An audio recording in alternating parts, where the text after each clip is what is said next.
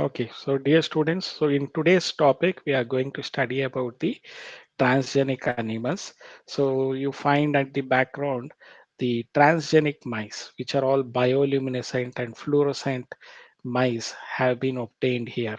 So transgenic animals, it implies an introduction of foreign gene into the genome of animals. An extra foreign gene is introduced into the genome of animals.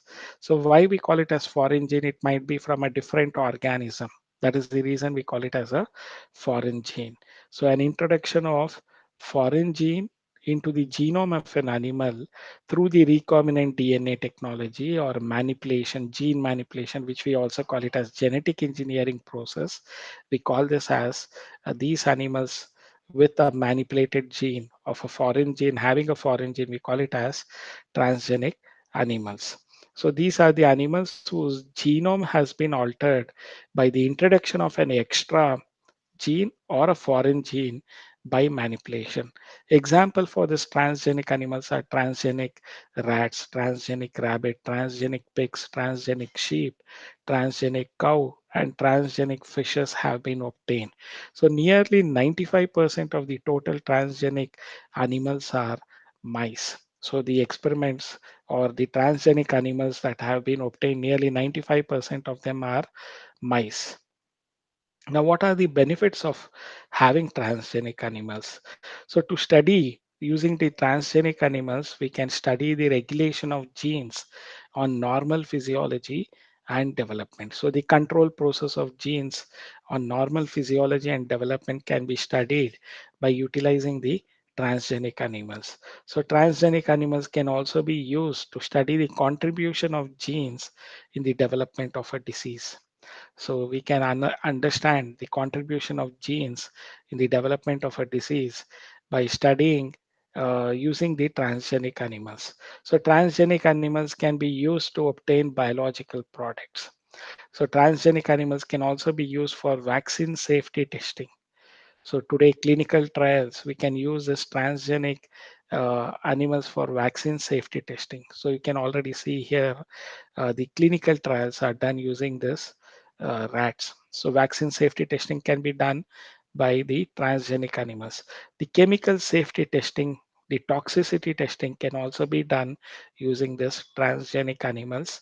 So these are the benefits of transgenic animals. So using transgenic animals, we can study the regulation of genes on the normal physiology and development. So by using the transgenic animals, we can study these regulation of genes on normal physiology and development. So using the transgenic animals, we can study the contribution of genes in the development of a disease. And using this transgenic animal, we can also obtain biological products. So transgenic animals can also be used for vaccine safety testing, and transgenic animals can also be used for chemical safety testing, that is toxicity testing can be done on these transgenic animals. So these are the benefits of transgenic animals. The first part of it we'll study is to study the regulation of genes on normal physiology and development. Now, study of complex factors such as insulin-like growth factors. So genes from other species that alter formation of this factor are introduced and the biological effects are studied. So this gives information about biological role of the factor in the body. So study of complex factors like insulin-like growth factor can be studied on normal physiology and development. So the genes from other species that alter formation of this insulin-like growth factor are introduced and the biological effects are studied. This gives us information about the biological role of the insulin-like growth factor in the body. So you can example is insulin-like growth factor. So this gives us information about the biological role of that factor in the body. So we can study the genes on normal physiology and development. To study the contribution of genes in the development of a disease. So transgenic models, they help us to investigate new treatments for human diseases. Even today we have this coronavirus and other things, isn't it? So there are many labs where they are doing clinical trials using this transgenic animals, transgenic models. So transgenic models for many human diseases such as cancer, cystic fibrosis, rheumatoid arthritis, and Alzheimer's, they are studied using this transgenic models. So they help us to investigate the new treatment for human diseases.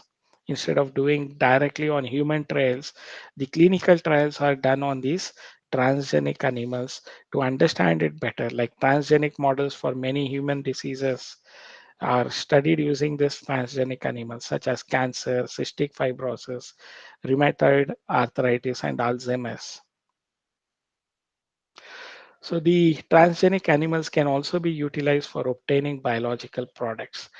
So transgenic animals are used to produce biological products by introducing genes which code for a particular product. Example, we can obtain human protein alpha 1 antitrypsin, which is used to treat the emphysema, respiratory disease. Emphysema can be treated by obtaining the human protein alpha 1 antitrypsin. And for that, the transgenic animals are utilized to obtain this human protein alpha 1 antitrypsin, which is used for treatment of the respiratory disease emphysema. So the products for treatment of phenylketonuria and cystic fibrosis are also obtained from transgenic animals. PKU, we also call it as phenylketonuria and cystic fibrosis. The products for treatment of PKU and cystic fibrosis can be obtained using the uh,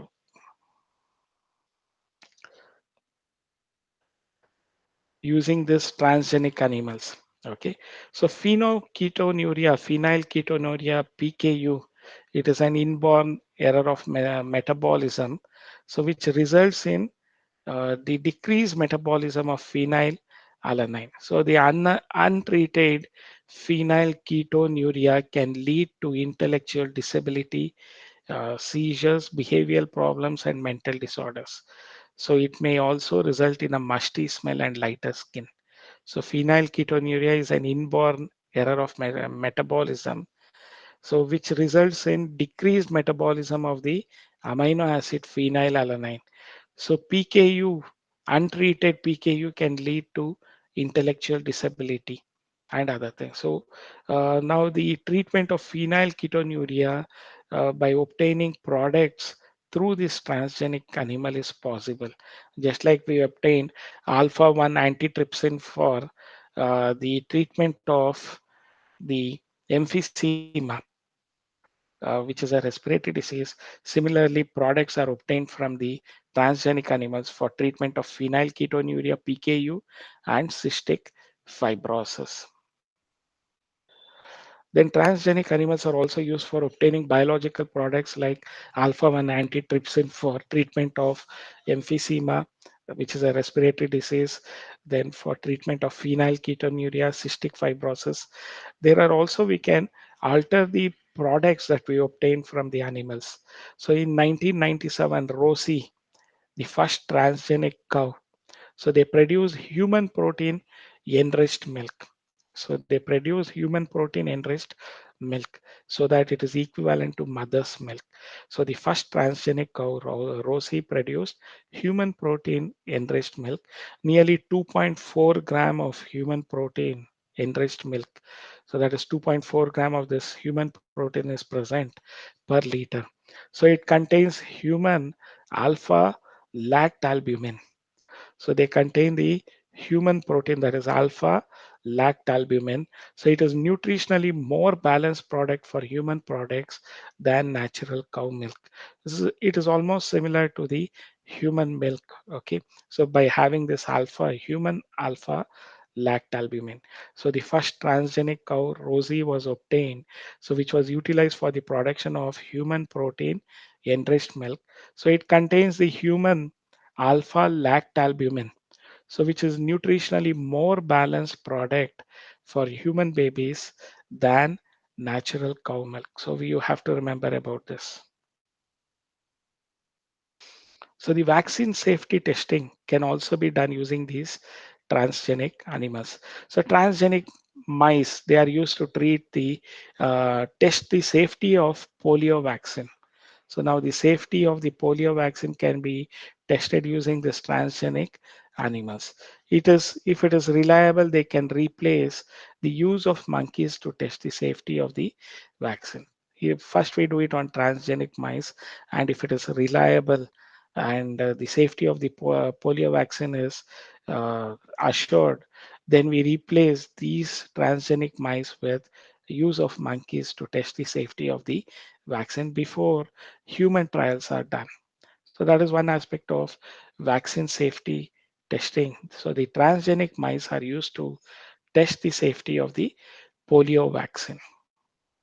Only if it is found after the experiments on transgenic mice, if it is reliable, then the monkeys are utilized to test the safety of the vaccine.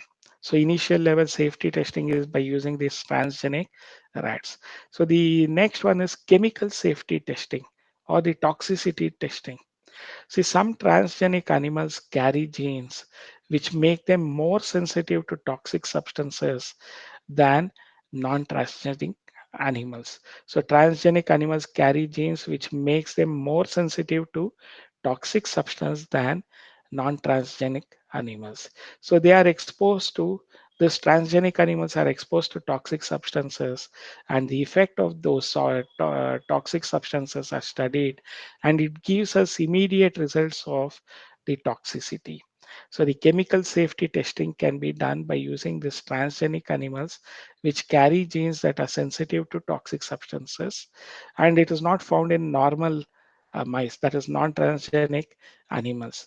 So when they are exposed to these toxic substances, the effects are studied, and it gives us immediate result about the chemical safety.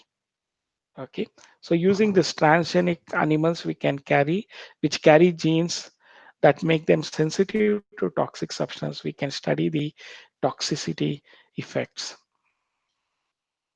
Now, the last part of this discussion of this applications of biotechnology is the ethical issues. Now, there are various ethical issues concerned with this biotechnology. So, some of them they might not be listed in the points, but you can remember. See, we cannot hurt the religious sentiment of people.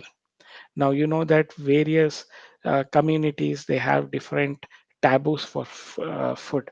Hindu community they wouldn't like to have a uh, they don't consume beef. Okay, the Islam practicing people they don't consume pork. So there are many such taboos that we have on what food we eat and what animal we are eating. Okay, so now if any plants they are introduced with a cow gene, so now that might offend the sentiments of the Hindu community. If there is a pig gene inserted into the plants to obtain a desirable product and those plants are consumed, so that would be offensive for the Jews as well as for the Muslims. So this is how the religious sentiment should not be hurt. So whenever we are doing this or introducing these genes, so those ethical issues are concerned. So wherein we take proper precautions. So no human being should be utilized directly for this biotechnology experiments. So human beings cannot be used as guinea pigs. Okay. So without the permission of the genetic engineering approval committee or the consent of the concerned person, so they cannot conduct experiment on human genes or human beings. So now you are having a fodder plant. Now in that fodder plant to increase the protein, you take a gene from human being and introduce it into this plant. So the protein products are obtained, but these animals feed those grass with this human gene introduced. So many of them feel offended that it is like almost they are feeding on the human genes. It is like they are eating humans. Okay, so this sort of sensibilities are there that the genetical engineering approval committee always takes into concern, and then they approve the biotechnology experiment. So the ethical issues we'll discuss about. So problems of unpredicted results. So genetic modification may cause unpredicted results. These are all not time tested products. Okay, they have just been introduced. So genetic modification may cause unpredictable results when such organisms are introduced into ecosystem. Bt cotton I was talking about and its impact on the wild variety of cotton plants. So that might affect the wild variety of cotton plants. So that is the reason. So many of this to protect us from this genetic experiments and genetically modified organisms which may harm the ecosystem. So Indian government has set up an organization like GEAC, that is Genetic Engineering Approval Committee, which makes decision about the validity of the genetically modified research and the safety of genetically modified organisms for public services like GMOs, genetically modified organisms for public services. See, the BT brinjal was not allowed. So many such decisions have been taken wherein genetically modified organisms are not introduced, keeping into mind the ecosystem damage that it might cause, as well as for the safety of the public concern.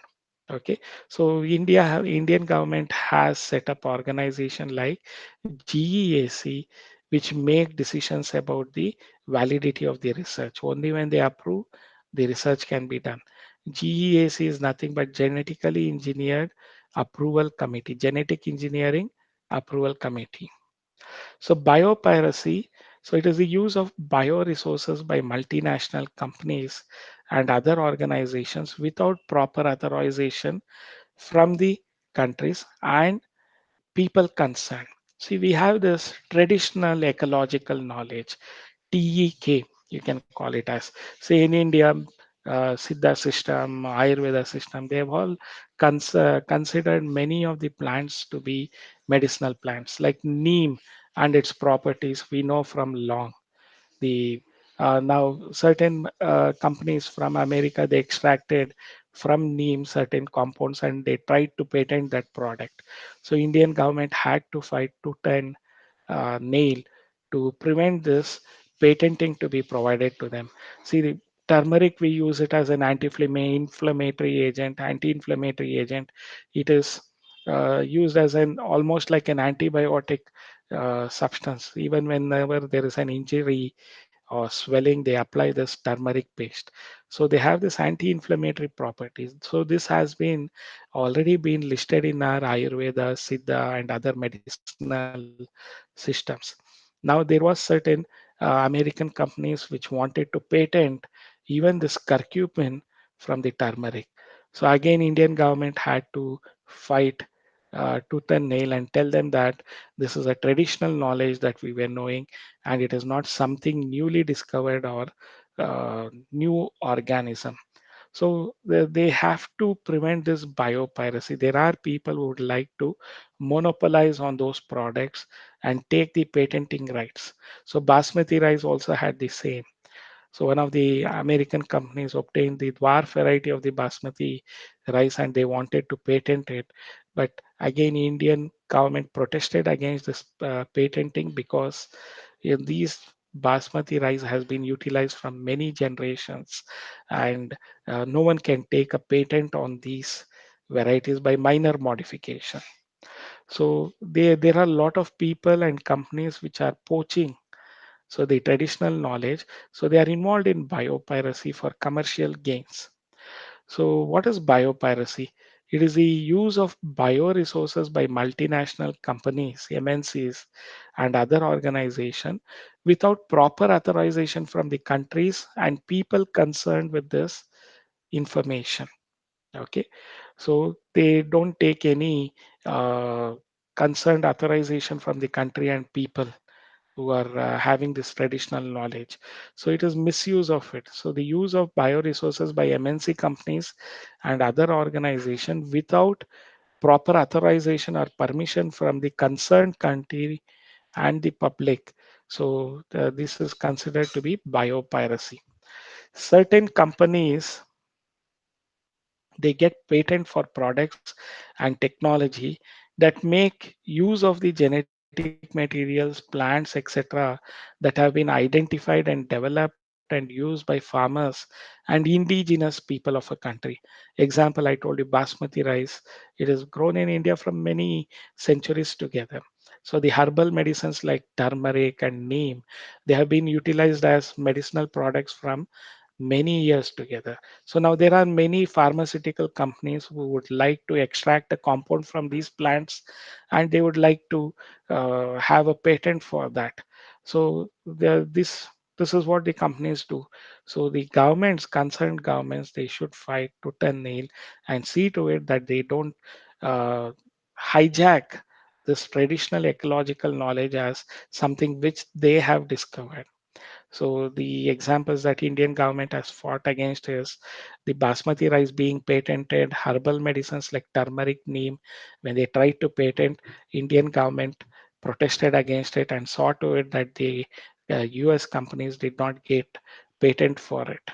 Okay, so basmati rice. So some of the examples of biopiracy they have given. Basmati rice has unique aroma and flavor. You know that they are nutty taste they have, and they have their own aroma and flavor. So especially for the palaus or biryanis, they use this basmati rice, long rice. Okay, so India has nearly 27 varieties of basmati rice. So in 1997, an American company got patent rights on basmati rice through the US Patent and Trademark Office. So now this patent, once they obtained, this allowed the company to sell a new variety of basmati. And this new variety of basmati was derived from the Indian farmers' varieties.